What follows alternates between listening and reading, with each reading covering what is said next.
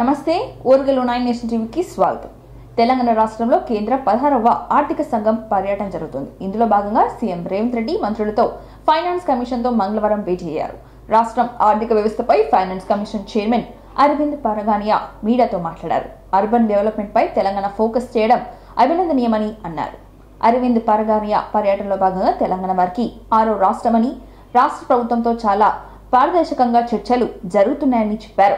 ఆయన తెలంగాణలో ఉన్న భవిష్యత్ ప్రణాళికలు ఫైనాన్స్ కమిషన్ ను ఆకర్షించిందని అన్నారు. రాష్ట్రానికి ప్రత్యేక నిధులు మంజూరు చేయాలని ముఖ్యమంత్రి రేవంత్ రెడ్డి కమిషన్ ను కోరారు. డిజాస్టర్ మేనేజ్మెంట్ నిధులపై రాష్ట్ర ప్రభుత్వం నుంచి వినతులు వచ్చాయని, కేంద్రం నుంచి రాష్ట్ర వాటా నిధులు కేటాయింపుపై దృష్టి సారించామని అన్నారు. రాష్ట్ర ప్రభుత్వాలు ఇచ్చే వినతుల్లో ప్రజలకు ఉపయోగపడే పాలసీలను కేంద్రానికి సిఫార్సు చేశామని తెలిపారు. రాష్ట్ర అవసరాలను కమిషన్ దృష్టికి తీసుకెళ్తామని ఆర్థిక శాఖ మంత్రి బట్టి విక్రమార్క అన్నారు. రాష్ట్ర అవసరాలకు అనుగుణంగా కేంద్ర ప్రభుత్వం పథకాలను రూపొందించాలని కమిషన్ కు సూచించింది. ప్రత్యేక నిధులు రాష్ట్రానికి ఇవ్వాలని, తెలంగాణ రాష్ట్ర అభివృద్ధికి సహకరించాలని కమిషన్ ను కోరామని తెలిపారు. ధనిక రాష్ట్రంతో ఉన్నటువంటి రాష్ట్రంలో గత 10 ఏళ్లు పాలన చేసినటువంటి ప్రభుత్వాలు విపరీతమైన అప్పులు చేసి ఆ అప్పులు భారం పెరిగిపోయి ఈరోజు అది ఏ స్థాయికి వెళ్ళింది అంటే, ప్రతి నెల రాష్ట్ర ప్రభుత్వం ఇచ్చేటువంటి జీతాలు 5,000 కోట్ల రూపాయలు ఉంటే అప్పులు వడ్డీలు కట్టేటువంటి డబ్బులు జీతాలు కట్టేటువంటి డబ్బుల కంటే ఎక్కువగా ఉంటున్నాయి. 5,200 కోట్ల రూపాయలు ప్రతి నెల ఈ అప్పులు ఆ ప్రిన్సిపల్ అమౌంట్ కట్టడానికి అయిపోతా ఉంది. దీనికి ప్రధాన కారణం విపరీతంగా తీసుకొచ్చినటువంటి అప్పులు. ఆ అప్పులు కూడా ఎక్కువ రేట్ ఆఫ్ ఇంట్రెస్ట్ తెచ్చిన అప్పులు కూడా కావటం. కేంద్ర ప్రభుత్వాలతో మేము ఫైనాన్స్ కమిషన్ దృష్టి తీసుకొచ్చింది ఏంటంటే, సరే ఇప్పుడు ఆ తీసుకొచ్చిన అప్పుల్ని ఆనాడు వాళ్ళు తెచ్చి ఖర్చు పెట్టిపోయారు. అప్పులు 10 ఏళ్ల తర్వాత కట్టాల్సిన కండిషన్తో తెచ్చిన అప్పులు ఇప్పుడు మేము అధికారం రాగానే ఆ అప్పులు కట్టే బాధ్యత మా మీద పడింది. ఆ కట్టే భారం రాష్ట్ర అభివృద్ధి అవసరాలకి తీర్చడానికి ఏమో వెసులుబాటు కాకుండా అప్పులు కట్టడానికి ధనవంతం అయిపోతా ఉంది. అందుకోసమని కొంత వెసులుబాటు కలిగించు అని, అంటే రీస్ట్రక్చరింగ్ చేయమని అడిగాం.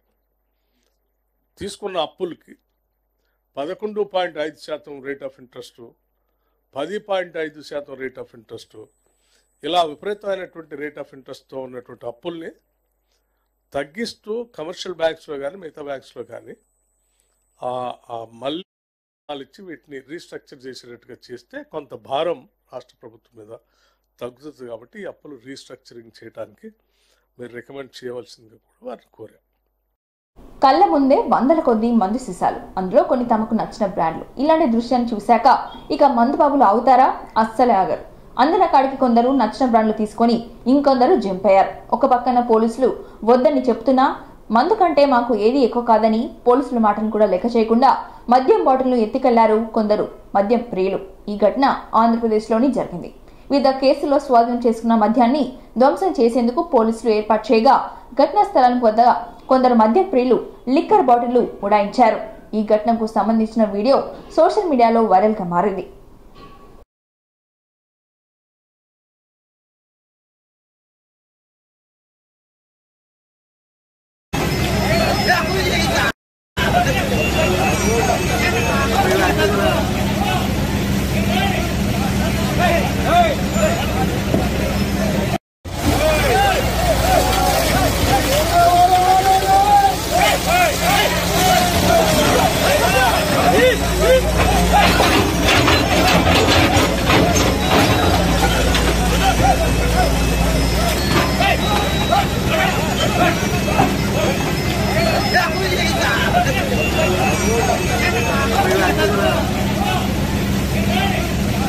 దేశంలోనే తెలంగాణ యంగెస్ట్ స్టేట్ అని సీఎం రేవంత్ రెడ్డి అన్నారు. ప్రజాభవన్లో 16వ ఆర్థిక సంఘం చైర్మన్ సభ్యులతో రేవంత్ రెడ్డి సమావేశమయ్యారు. ఈ సందర్భంగా మాట్లాడిన ఆయన దేశంలోనే తెలంగాణ వేగంగా ఆర్థికంగా అభివృద్ధి చెందుతుందని రాష్ట్రమని అన్నారు. మన దేశ అభివృద్ధిలో తెలంగాణ కీలక పాత్ర పోషిస్తుందని, బలమైన పునాదులు, చక్కటి ఆర్థిక వ్యవస్థలు ఉన్నప్పటికీ ఆర్థికంగా తెలంగాణ అనేక సవాళ్లను ఎదుర్కొంటుందని చెప్పారు. తెలంగాణను ది ఫ్యూచర్ స్టేట్ గా పిలుస్తామని చెప్పారు రేవంత్. భారీ రుణ భారం తెలంగాణకు సవాల్గా మారిందని తెలిపారు. గత ఆర్థిక సంవత్సరం చివరి నాటికి రుణ భారం 6,85,000 కోట్లు చేరుకుందని, ఇందులో బడ్జెట్ రుణాలతో పాటు ఆఫ్ బడ్జెట్ రుణాలు ఉన్నాయని చెప్పారు. గత 10 ఏళ్లలో ప్రభుత్వం భారీగా అప్పులు తీసుకుందని, రాష్ట్ర ఆదాయం ఎక్కువ భాగంగా రుణాన్ని తిరిగి చెల్లించడానికే వేచించవలసిన పరిస్థితి తీసుకొచ్చిందని తెలిపారు. రుణాలు వడ్డీలు చెల్లించినప్పుడు సక్రమంగా నిర్వహించకపోతే రాష్ట్ర పురోగతిపై ప్రభావం చూపే అవకాశం ఉందని తెలిపారు.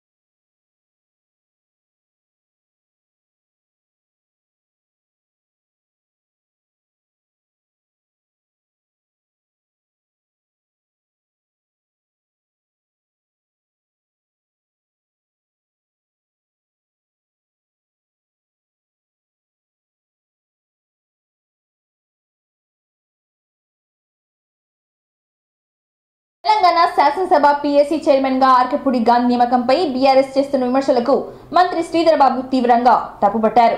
పీఎస్సీ చైర్మన్ కు రూల్స్ ప్రకారమే నియమించామని ఆయన మీడియాకు వివరించారు.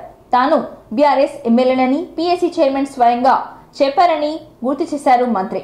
బీఆర్ఎస్ లో వాళ్లకు కొట్లాటలుంటే తమకు సంబంధం లేదని మంత్రి శ్రీధర్ బాబు వ్యాఖ్యానించారు. స్పీకర్ చట్ట ప్రకారమే ముందుకు వెళ్తున్నారని తెలిపారు.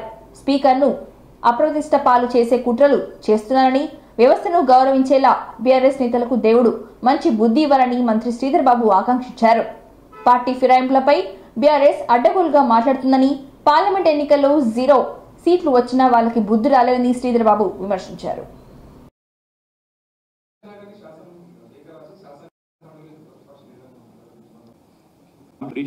రెస్పెక్ట్ చేస్తాం. కోర్టుకు సంబంధించిన అంశం వచ్చే వరకు ఈరోజు చట్టం ప్రకారం ఏం అడుగులు వేయాలో ఆ అడుగులు వేయటం జరుగుతుంది. పార్టీ పరంగా కాదు, ఈరోజు వాళ్ళకి జరుగుతూ ఉన్న అంశం విషయంలో స్పీకర్ గారి ఇన్స్టిట్యూషన్కి సంబంధించిన ఒక సెక్రటరీస్ పరంగా ఆదేశాలు ఇవ్వటం జరిగింది. దానికి 51 పేజీలకు సంబంధించిన మొత్తం ఆ జడ్జిమెంట్కి సంబంధించిన పూర్తి స్థాయిలో మేము కూడా చదవలేదు. చదివిన తర్వాత దానిపైన స్పందిస్తాం.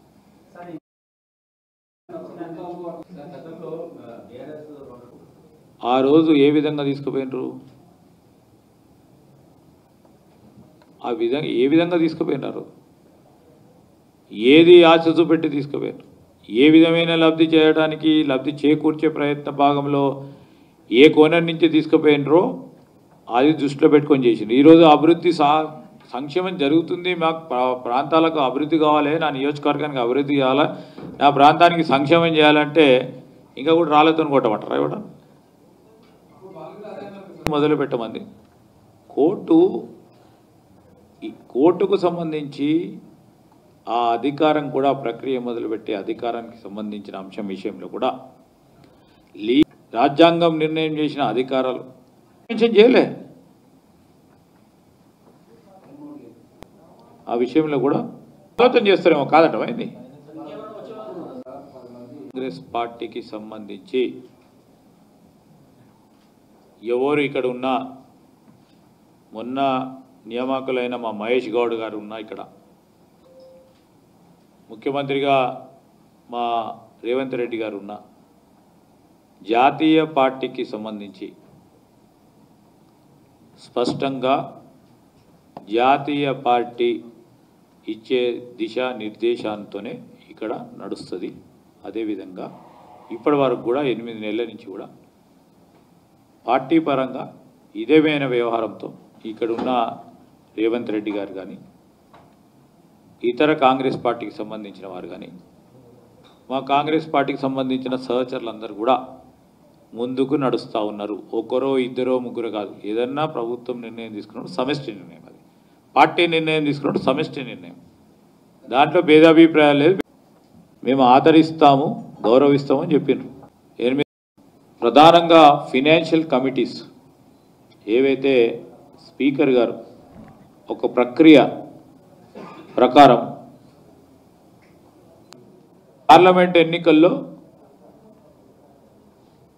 మీకు వచ్చిన 38 సీట్లు కాదు, మీకు దానికి కూడా అర్హత లేదని 0 పార్లమెంటు సీట్లకు సంబంధించి ఒక నేతగా అపోజిషన్ లీడర్ అవుతున్నాను. పార్టీకి సంబంధించిన మీరే వ్యవస్థలంతా కూడా కాలు తీసుకున్నా అని వారే స్పష్టంగా చెప్పడం జరిగింది. మేము కాదు చెప్పింది. హైదరాబాద్ రాజేంద్ర నగర్ లో కాల్పులు కలకలం సృష్టించాయి. Rajendra Nagar outer ring road పై గంజాయి ముఠాను పట్టుకునేందుకు ప్రయత్నించిన పోలీసులు వారిని పట్టుకునేందుకు కాల్పులు జరిపారు. అయితే తిరిగి పోలీసులపై కాల్పులు జరిపి పారిపోయారు. గంజాయి ముఠా తర్వాత వెంటపడి గంజాయి ముఠాను పట్టుకున్నారు పోలీసులు. ఉత్తరప్రదేశ్, ఒడిశా చెందిన వారి 5గురిని అదుపులోకి తీసుకున్న ఎస్పోటీ పోలీసులు వారి దగ్గర నుంచి దాదాపు 200 కిలోల గంజాయిని సీజ్ చేశారు. ఒడిశాకు చెందిన ఒక కార్ని, ఓ రివాల్వర్ ని కూడా స్వాధీనం చేసుకున్నారు పోలీసులు.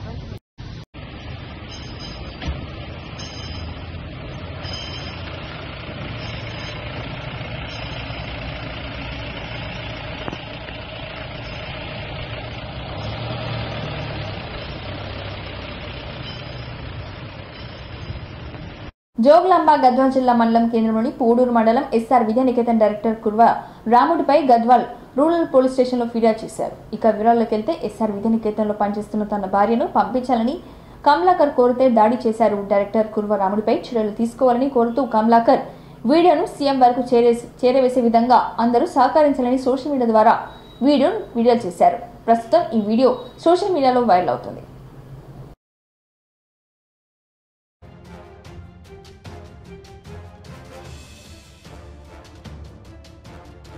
ఎస్ఆర్ విద్యానికేతన్ డైరెక్టర్ ఉపాధ్యాయురాలు భర్తపై దాడి జరిగింది.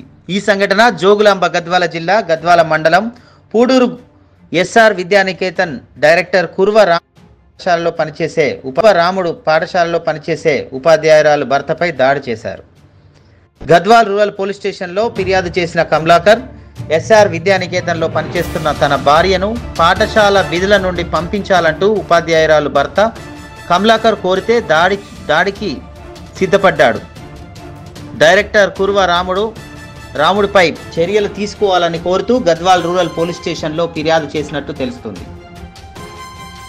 సోషల్ చేరే వరకు చేయడంతో పాటు ఈ వీడియోను సీఎం వరకు చేరే వరకు అందరూ సహకరించాలని వీడియో ద్వారా తెలియజేస్తున్నారు. గద్వాల్ జిల్లా ఈ సంఘటన వైరల్గా మారింది.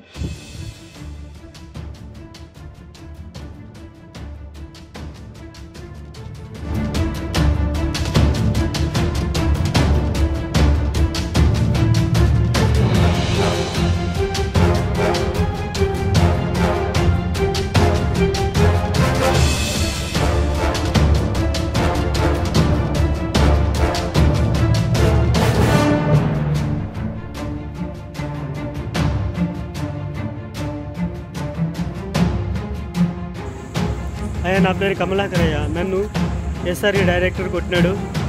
ఇక్కడ అలా కొట్టి నా భార్యను పెట్టుకొని వాడు స్కూల్ నుంచి బయటికి రమ్మంటే పంపించకుండా నన్ను చేసుకున్నాడు. నేను పోలీస్ స్టేషన్కి వచ్చిన. ఇక్కడ వచ్చేసి సార్ వాళ్ళు స్టేట్మెంట్ అడిగినారు, ఇచ్చిన తర్వాత వచ్చేసి వాడు నా పైన చేసుకొని నన్ను నానాన్ని మాటలు మాట్లాడి నా భార్యను కూడా నాతో పంపిస్తలేడు. నన్ను కేసు పెట్టి అమ్మ నా బూతులు తిట్టినాడు. నాకు అందరి ముందర అవమానం జరిగింది. నాకు న్యాయం చేయండి, లేకుంటే నాకు సావే శరణ్యం, వేరే దారి లేదు నాకు. నా సాగుతైనా అట్లాంటి వాళ్ళకు డబ్బులున్న వాళ్ళకు సమాధానం ఖచ్చితంగా జరగాలి, నాకు న్యాయం జరగాలి. ఈ యొక్క వీడియో 10 మందికి షేర్ చేయండి. అలాంటి వాళ్ళను శిక్షించాలని నేను కోరుకుంటున్నా. ఇలాంటి ఎదవలు భార్యాభర్తలను విడదీసి లోపల ఏదేదో చేయాలని ప్రయత్నాలు చేస్తున్నారు. ఇలా చేసిన తర్వాత నాలాంటి వాళ్ళు అడుగుతా పోయి చేసుకుంటున్నారు. సర్టిఫికెట్లు, ఒరిజినల్ సర్టిఫికెట్లు పెట్టుకుంటున్నారు. లక్షలు ఫీజులు, శాలరీలు ఇవ్వకుండా లక్షల ఫీజులు తీసుకుంటున్నారు. మాలాంటి వాళ్ళకు అన్యాయం చేసి ఇలా చేసి అడిగినందుకు శిక్షలు, వాళ్ళని తిరిగి ఎదిరించినందుకు శిక్ష అయ్యా. మీరు ఒకరు కూడాను వాళ్ళను ఎదిరించేవారు లేరని ఒక గర్వంతో నాలాంటి పేదవాడిని ఇలా శిక్షించిండు అయ్యా. సీఎం గారు, ఈ యొక్క వీడియోను మీరు చూడాలని ఆశపడుతున్నానయ్యా. మాకు న్యాయం చేయకపోతే నాకు సావే శరణ్యం. మమ్మల్ని నాశనం చేయాలని ఏమొస్తుందయ్యా? మీకు ఏమొస్తుంది? వాళ్ళకు మాలాంటి పేదవాళ్ళతో అలా కొట్టడం చేయడం ఏమొస్తుంది వాళ్ళకు? నేను ఇప్పుడు గద్వాల్ పోలీస్ స్టేషన్లో ఉన్నా, గద్వాల్ రూరల్ పోలీస్ స్టేషన్లో ఉన్నా. సార్ వాళ్ళు కంప్లైంట్ తీసుకున్నారు. నాకు న్యాయం జరగకపోతే మాత్రం ఈ పోలీస్ స్టేషన్ ఎదుటనే నేను చచ్చిపోవడానికైనా నేను సిద్ధంగా ఉంటా. నాకు న్యాయం జరగలేదంటే ఇలానే జరుగుతుంది. నాలాంటి వాళ్ళు ఎంతోమంది ఇలా నాశనం కాకుండా, ఇలాంటి వాళ్ళు పీడితులు కాకుండా మాలాంటి వాళ్ళు బతకడానికి మాకు సాయం చేయండి. ఇలాంటి వాళ్ళని తొందరగా శిక్షించండి. ఒక మనిషిని మ్యాన్ హ్యాండిల్ చేసే అధికారం ఎవరిచ్చారండి వాళ్ళకు? ఎవరిచ్చారు వాళ్ళకు? చూడండి ఎలా కొట్టారో చూడండి. ఎవరిచ్చారు వాళ్ళకు అధికారం? ఏముంది అధికారం వాళ్ళకు? చట్టం చేతిలో తీసుకుంటారా వాళ్ళు? చట్టం చేతిలో తీసుకుంటే పోలీసులు ఎందుకు, లాయర్లు ఎందుకండి? చూడండి, ఒక్కసారి చూడండి. 10 మందికి షేర్ చేయండి. నాలాంటి నిరుద్యోగులను ఇలా శిక్షించడం న్యాయమా అన్యాయమా? మీరే సమాధానం చెప్పి సీఎం సార్కు చేరేంతవరకు షేర్ చేయండి దయచేసి. మళ్ళీ నా వీడియో వస్తుందో రాదో కూడా తెలియదు నా వీడియో. దయచేసి ఈ వీడియో అయినా అలాంటి వాళ్ళకు గుణపాఠం చెప్పాలని నేను మనస్ఫూర్తిగా కోరుకుంటున్నా. ఇంతటితో మళ్ళీ బతికుంటే మళ్ళీ రేపు వీడియో చేస్తా. హన్మకొండ న్యూ షాయింపేటలోని వీరనారి చాకలి ఐలమ్మ విగ్రహానికి రాష్ట్ర శాసన మండలి vice chairman Banda Prakash, Warangal MP Kadiyam Kavya, Wardhannapet MLA K R Nagaraju, Warangal జిల్లాల కలెక్టర్లు ప్రావీణ్య, డాక్టర్ సత్యశారదాదేవి, అదనపు కలెక్టర్లు వెంకటరెడ్డి, సంధ్యారాణి తదితరులు పూలమాల వేసి నివాళులర్పించారు. ఈ సందర్భంగా శాసన మండలి వైస్ చైర్మన్ బండ ప్రకాష్ మాట్లాడుతూ ప్రజలను అనేక ఇబ్బందులు గురిచేసిన నిజం, పెత్తందారులకు వ్యతిరేకంగా పోరాడిన చాకలి ఐలమ్మని అన్నారు. ధిక్కర పథక చాకలి ఐలమ్మ అని తెలిపారు. వరంగల్ ఎంపీ కడియం కావ్య మాట్లాడుతూ ఆనాటి పాలకుల నిరంకుశత్వానికి వ్యతిరేకంగా వీరనారి చాకలి ఐలమ్మ తన ధీరత్వాన్ని చూపించారని పేర్కొన్నారు.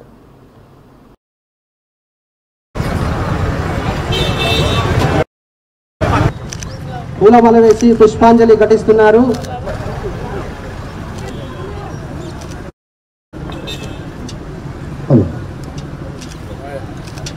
హనుమకొండ గారు వనిత ఆనాడు విష్ణు రామచంద్రారెడ్డి దేశ్ముఖ్ యొక్క రామచంద్రారెడ్డి వీరనారాయణ జరుపుకుంటున్నాం. నేను ఈరోజు వారిని రిక్వెస్ట్ చేసిన నేను వరంగల్కు వెళ్తా అన్నా. మన విగ్రహాలు ప్రతిష్టాపించడం కూడా తెలంగాణ ఉద్యమ సాధనతో మొదలైంది.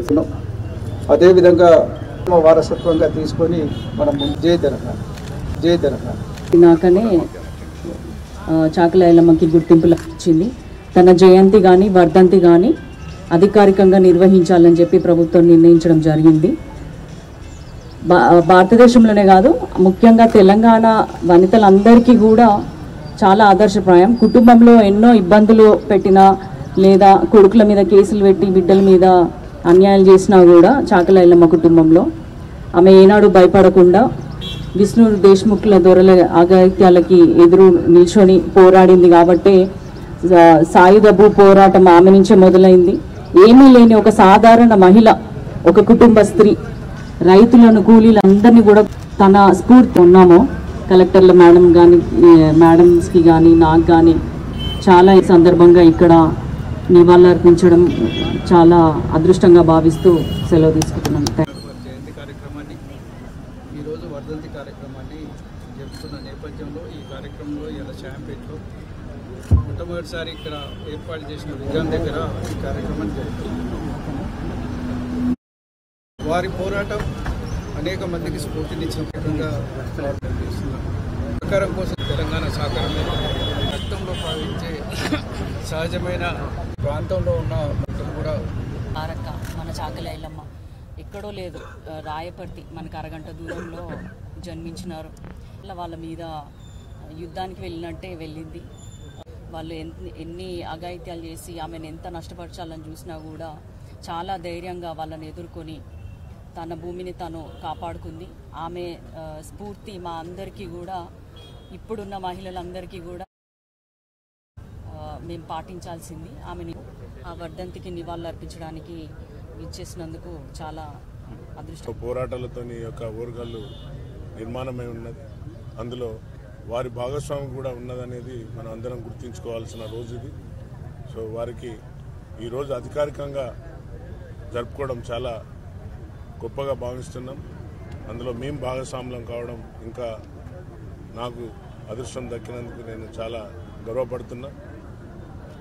విష్ణూర్ అంటే ఆమె పుట్టినూరు కిష్టాపురం రాయపర్తి మండల్ అయితే పాలకుర్తి మండల్ విష్ణూరులో రజాకారులను ఎదిరించి మనం అందరూ కూడా ముందుకు వెళ్లాలని కోరుకుంటూ ఈ అవకాశం ఇచ్చిన మీ అందరికీ కూడా ధన్యవాదాలు. కరీంనగర్ జిల్లా కలెక్టరేట్ కాన్ఫరెన్స్ హాల్లో చాకలి ఐలమ్మ వర్ధంతి సందర్భంగా చిత్రపటానికి పూలమాల వేసి నివాళులర్పించారు జిల్లా collector Pamela Satpathy, additional collector Praful Desai, additional collector revenue Lakshmi Kiran, జిల్లా అధికారులు తదితరులు పాల్గొన్నారు.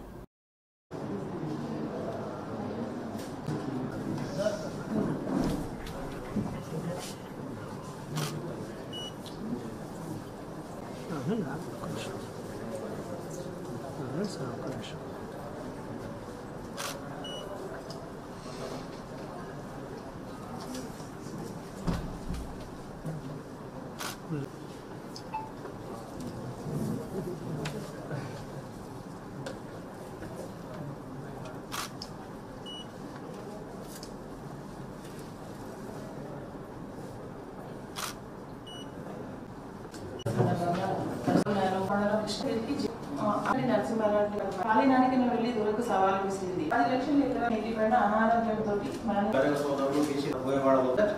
వాళ్లకు ఎంత గాలిగా పిలిపించుకుంటానమా అనే భావన కలిగిస్తాను. దీనికి ప్రభుత్వం దృష్టికి తీసుకెళ్లాలని ఒక భావన ఈ వేదిక నుంచి తెలియజేస్తాను. మన గానం నుంచి ఈ పదాన్ని ఈ స్ఫూర్తిని పొంది ఈ తెలియజే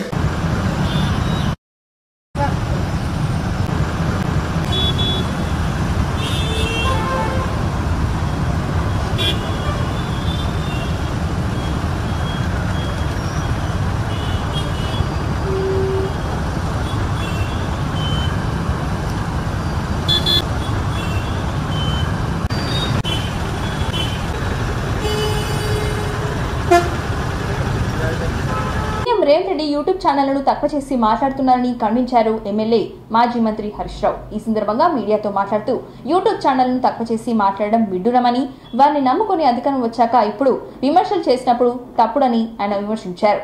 ఓడి దాటదాకా ఓడ మల్లన్న, ఓడి దాటినాక బోడి మల్లన్న అన్నట్టు ఉందని సీఎం రేవంత్ రెడ్డి తీరు ఉందని ఆయన తెలిపారు.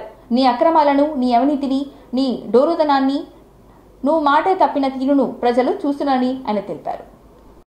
అధికారంలోకి వచ్చారు కానీ ఇవాళ అదే యూట్యూబ్ ఛానళ్లు నీ అక్రమాలను, నీ మాట తప్పిన తీరును, నీ మోసాలను ఎండగడతా ఉంటే ఇవాళ యూట్యూబ్లను తక్కువ చేసి మాట్లాడడం అనేది చాలా విడ్డూరంగా ఉన్నది.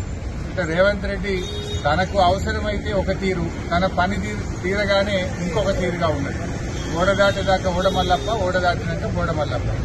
ఈ యూట్యూబ్లోనే వాడుకున్నావు కదా, ఈ యూట్యూబ్లను నమ్ముకొని నువ్వు మరి గత ప్రభుత్వం మీద ఆరోపణలు చేసి గత ప్రభుత్వం మీద ఉన్నవి లేనట్టు లేని ఉన్నట్టు చెప్పి అబద్దాలు చెప్పి నువ్వు అధికారంలోకి వచ్చినావు కదా, అవే యూట్యూబ్లు నీ బండారాన్ని బట్టబయలు చేస్తుంటే, నీ అవినీతిని బయటపెడుతుంటే, నీ యొక్క డొల్లతనాన్ని, నీ మాట తప్పిన తీరును, నువ్వు ప్రజల్ని మోసం చేసిన విషయాలను బయటపెడతా ఉంటే ఇవాళ నువ్వు తట్టుకోలేకపోతున్నావు. తట్టుకోలేక నీ అక్కసును యూట్యూబ్ల మీద వెళ్లబుచ్చుతా ఉన్నావు. ఇవాళ ప్రజలకు అర్థమైపోయింది, ఇవే యూట్యూబ్ ఛానల్ బిడ్డ నిన్ను గద్దె దించడానికి రాష్ట్రంలోని యూట్యూబ్ ఛానళ్లన్నీ ఒక్కటైతాయి, నీ బండారాన్ని బయట పెట్టరు. ఖచ్చితంగా నీకు తగిన శాస్తి ఈ యూట్యూబ్ ఛానళ్లే చేస్తాయి. హన్మకొండ జిల్లా ఐనవోలు మండలం కేంద్రంలోని మల్లికార్జున ఫంక్షన్ నందు ఐనవోలు మండలం పరిధిలోని పలు గ్రామాల్లో కళ్యాణ్ లక్ష్మి షాది ముబారక్ 91 మంది లబ్ధిదారులకు సుమారు 91,10,556 రూపాయలు విలువ గల చెక్ ను వర్ధనపేట ఎమ్మెల్యే కెఆర్ నాగరాజు పంపిణీ చేశారు. అనంతరం ఐనవోలు మండలం పరిధిలోని పలు గ్రామాల్లో అనారోగ్యానికి గురైన వారు సీఎంఆర్ఎఫ్ కు దరఖాస్తు చేసుకోగా మంజూరైన 70 మంది లబ్ధిదారులకు ముఖ్యమంత్రి సహాయ నిధి చెక్ ను సుమారు 18,95,000 రూపాయలు విలువ చేసే చెక్లను పంపిణీ చేశారు.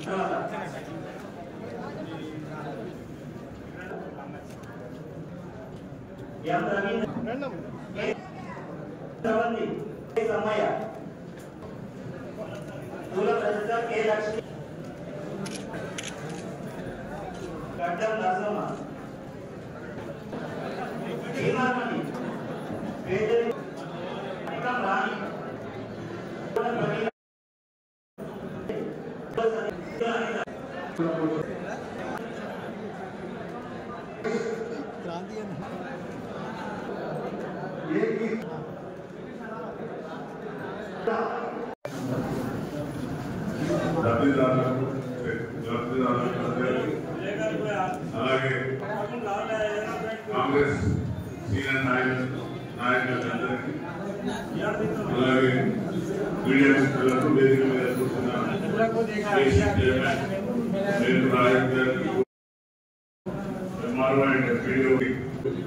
అందరికీ కూడా వరదలు పడడం రిలీఫ్ ఫండ్ పైన తక్కువ వస్తుందని అవకాశం ఇస్తుంది అందరికీ. అలాంటి వారికి కూడా ప్రభుత్వం రైతులను ఆదుకునే ప్రభుత్వం ఇప్పుడు వరంగల్ రెండు సమస్యలు పరిశీలిస్తే ఆ సంబంధిత అధికారులతో మాట్లాడి రోడ్స్ కూడా శాంక్షన్ కలెక్టర్ 10 కోట్లు తేవడం జరిగింది. సపరేట్ గా ఆ రోడ్డు డ్రైనేజ్ సిస్టమ్ కూడా త్వరలో. ఇంతటితో వార్తల సమాప్తం. మరిన్ని వార్తలతో మళ్ళీ కలుద్దాం. చూస్తూనే ఉండండి ఓరుగల్లు 9 నేషనల్ టీవీ.